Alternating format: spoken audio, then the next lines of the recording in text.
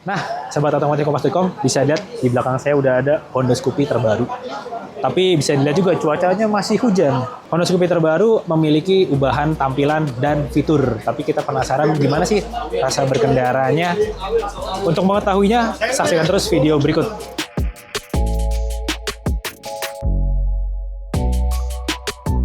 Ya, secara tampilan sebenarnya Honda Scoopy mengalami ubahan yang signifikan dari desain dan fiturnya.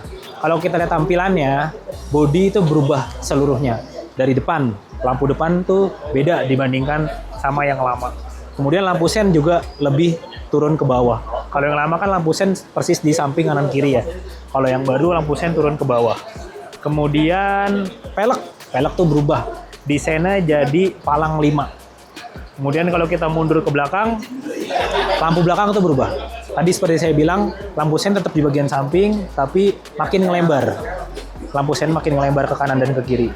Kemudian behel warnanya berubah, jadi lebih gelap. Kalau yang lama kan warnanya silver. Untuk bahan diklaim sih lebih ringan dibandingkan yang model sebelumnya. Katanya secara overall lebih ringan 1 kg.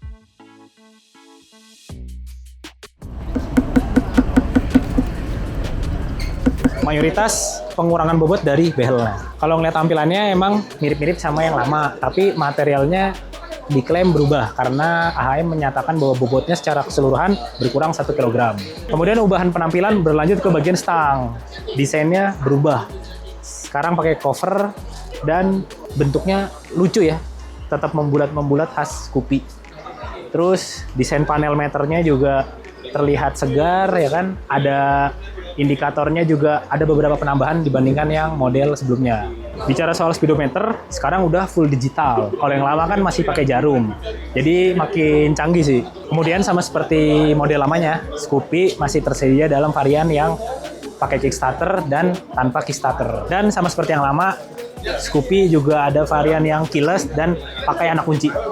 Lalu untuk konsol boxnya karena lebih besar, bisa menampung tumbler, dan ada USB Type-C untuk pengecasan. Sekarang kita coba yuk bagaimana rasa berkendaranya.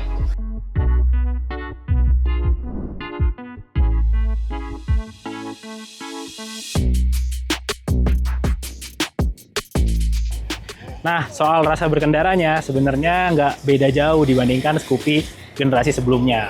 Motor ini masih lincah, ringan, dan asik sih buat dikendarai nikung-nikung gitu. Selap-selip di perkotaan kayaknya masih oke. Tapi entah kenapa menurut saya stangnya agak lebih tinggi sedikit. Hal itu sebenarnya positif karena bikin pengendaliannya lebih mudah lagi karena jaraknya makin jauh dari lutut. Jadi nggak bakal tuh kalau kita lagi nikung nyentuh lutut kita. Kemudian performa mesin. Dengan mesin ESP 110 cc sebenarnya sama juga dengan yang model sebelumnya. AHM mengatakan kalau mesin Scoopy generasi ke-6 ini sama seperti mesinnya Honda Beat generasi terbaru. Jadi mungkin nggak ada yang banyak berubah, tapi AHM juga bilang kalau motor ini punya karakter berkendara yang lebih halus dibandingkan Beat.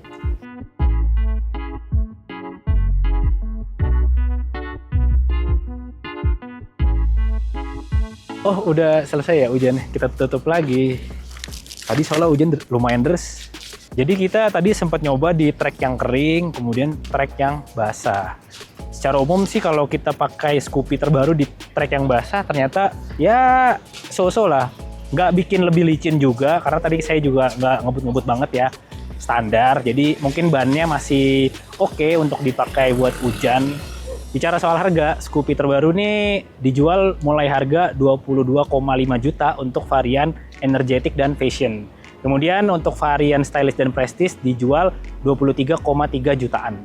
Dengan harga yang tidak berbeda jauh, Scoopy mendapatkan ubahan yang signifikan ya. Pertama dari desain yang berubah banget kan depannya, kemudian dari fitur yang cukuplah untuk tambah-tambah dibanding yang model lama ya.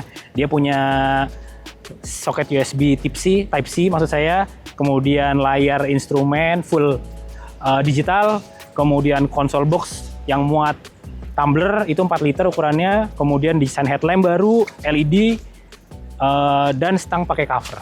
Jadi sekian video review singkat kami, terima kasih sudah menonton, nantikan video tes lengkap berikutnya ya. Sampai ketemu lagi di video selanjutnya. Jangan lupa like, komentar, dan subscribe.